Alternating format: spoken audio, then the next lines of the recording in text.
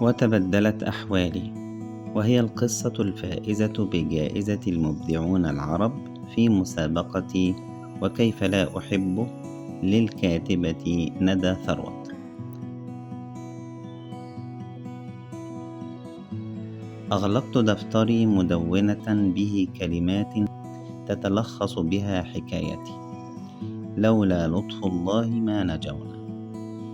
بعدما رأيت الممرضة تقبل علي بكرسي المتحرك وضعته جوار سريري، فتحركت جالسة لأكون على مقربة منه، ثم أحاطت الممرضة خصري بذراعيها وطلبت مني الاستناد على كتفيها لتساعدني في الجلوس عليه حتى أتوضأ لصلاة الظهر.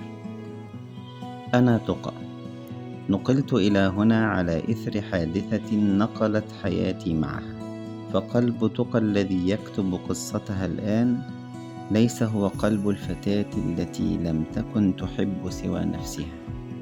مبدأها أنا ومن بعدي الطوفان. استخدمت نعم ربها في معصيته، فجعلت من ملامحها الهادئة ووجهها البريء خدعة كبيرة لكل من يلتقيها، فلم يكن أحد يراها إلا ويتوسم فيها كل خصال البر، بينما هي تمقت الجميع، تسخط على أبيها الفقير وأمها المعدمة، تراهما عقبتها للوصول إلى مستوى راق ترنو إليه، خاصة بعدما خطت أولى خطواتها في هذا الطريق عندما التحقت بكلية الطب.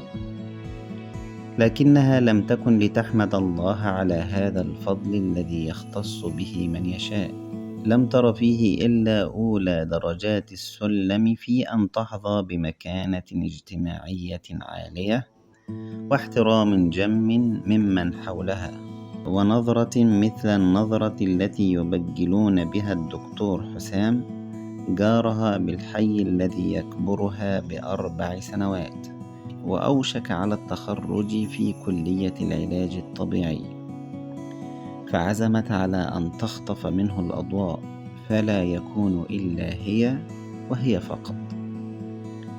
وهناك حيث كليتها خالطت الطبقات الاجتماعية الغنية، وراحت تتودد لزميل لها يدعى مروان، رأت فيه الثراء إضافة إلى مشفى أبيه الذي لا يخفى على أحد، وبالفعل تم ما أرادت، ولم يكن ليتم لها دون أن تظهر بمظهر مكافئ، وإن تطلب الأمر أن يدان أبوها أو يبيع ما لديه. ولما كان آخر عام لها مع دراسة الطب، لم يتوان مروان في إقناعها أن تترك حيها وترحل معه ليتزوجا ويعملا معا. كانت تحسب إلحاحه هذا حبا لها، ولكن حقيقة الأمر هو أنها كانت من نوعيات البشر معدوم الإنسانية الذين ابتليت بهم مهنة الطب، وهذه هي النوعية التي كان يبحث عنها مروان، فهربت ليلا إليه غير عابئة بأهلها. دلف الدكتور حسام إلى حجرتها وقال بوجه صبوح: عساك بخير يا تقى. أجبته قائلة: الحمد لله. أشار الطبيب لممرضتي أن تساعدني لأستوي في جلستي، ثم اقترب مني ليقوم بأداء بعض التمارين العلاجية. كنت أتألم من غفلتي عن هذه النعم التي كنت بها غرقى حتى ألفتها. كنت كلما أبكي باستسلام قائلة إني لا أستطيع، يكرر قائلا بلطف: بلى تستطيعين، الزمي حسن الظن بالله فهو لن يخذلك أبدا. فتتداوى بعض جروح نفسي الغائرة ويزداد أملي بالله، فأتابع في جلد: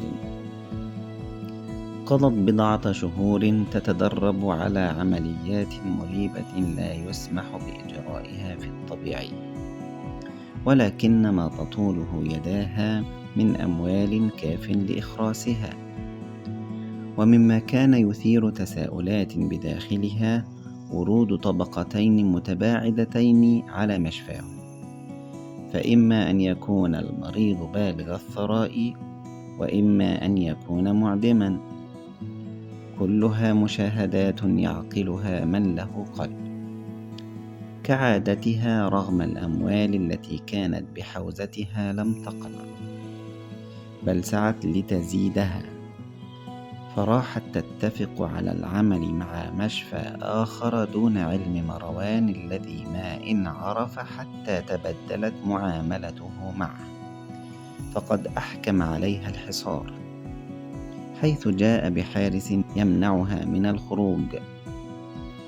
لم تكن لتدع الحال يستمر هكذا، فدبرت حيلها لتجعل علاقتها بمروان أفضل، فعادت للمشفى وفي عقلها مكيدة لمروان لتتخلص من أسره، فغدت تجمع الأدلة الملموسة على فظاعة ما يقومون به، فقد كانوا يبتاعون من أعضاء الفقراء ما يعطونهم به قوتهم ليهنأ أصحاب الثروات. جال بخاطرها حينها أن تستغل هذه الأدلة البينة في أن تجعل مروان يرضخ لطلباتها. لما علم مروان بما فعلت هاجت نفسه الخبيثة غضبا، وأما هي فقد كانت تشعر بلذة الانتصار، فعرضت عليه مقابل ما لديها أن يهيئ لها السفر. في صباح اليوم التالي طرق عليها بابها طارق يقول: جئت لأنقلك للمطار سيدتي. بعد حوالي ساعة من الطريق إذا بالسائق يقف، وإذا برجل غريب الأطوار لم تلحظ وجوده من قبل يلف عنقها بسكين قائلا بصوت أجش: دعي أشياءك وإلا قتلتك. ازدردت ريقها بصعوبة وقالت: سأفعل.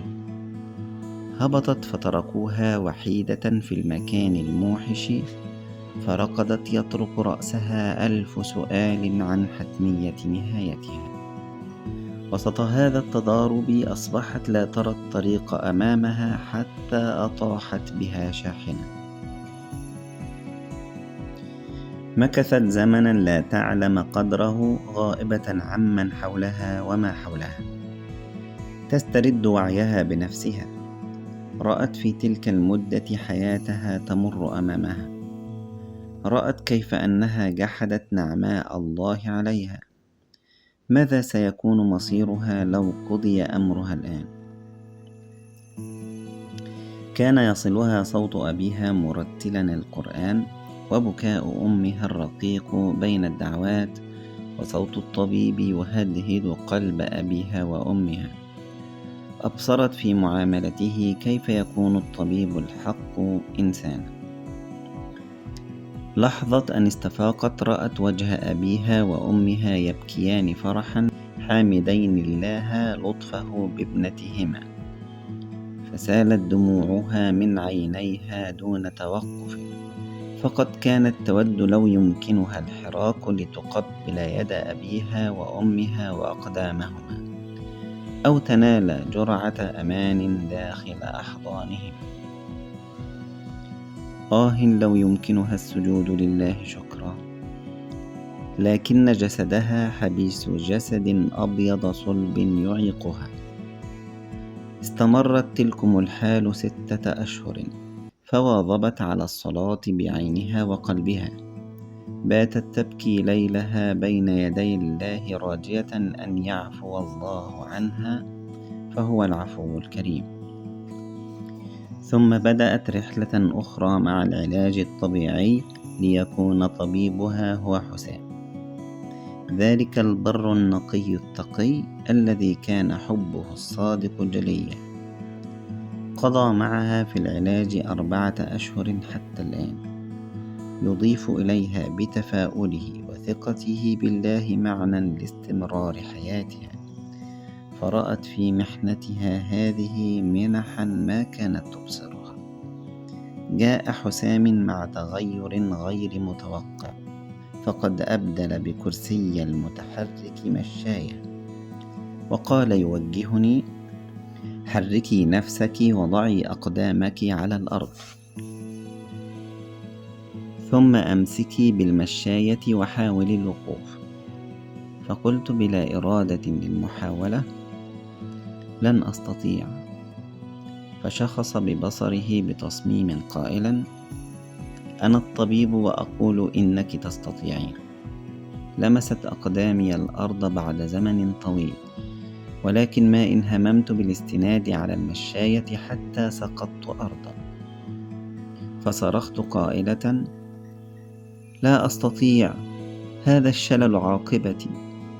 أبعد الماشية عني وجثى على ركبتيه مثبتا ساعديه كما المشاية، وأشار إلي في لطف يقول: حاولي الاستناد على ساعدي، كما أشار للممرضة أن تقف خلفي لتسند جذعي حينا وتمسكني من خصري حينا، وما إن وقفت حتى أبدلني بساعديه المشاية لأستند عليها ليضبط هو حركة أقدام. ظلت الحالة هكذا 3 أشهر حتى أتم الله شفائي. كان يوم خروجي من المشفى هو يوم مولدي الحقيقي. أتاني حسام وقال مودعا: سنفتقدك كثيرا، حمدا لله على سلامتك. رمقته بحب أقول على استحياء: ألك في حاجة؟ فقال بلهفة: أيناسبك الغد لزواجنا؟ ثم توجه إلى أبي معبرا عن رغبته الشديدة في الزواج بي، ثم توجه إلي يغمزني: استعدي غدا إن شاء الله.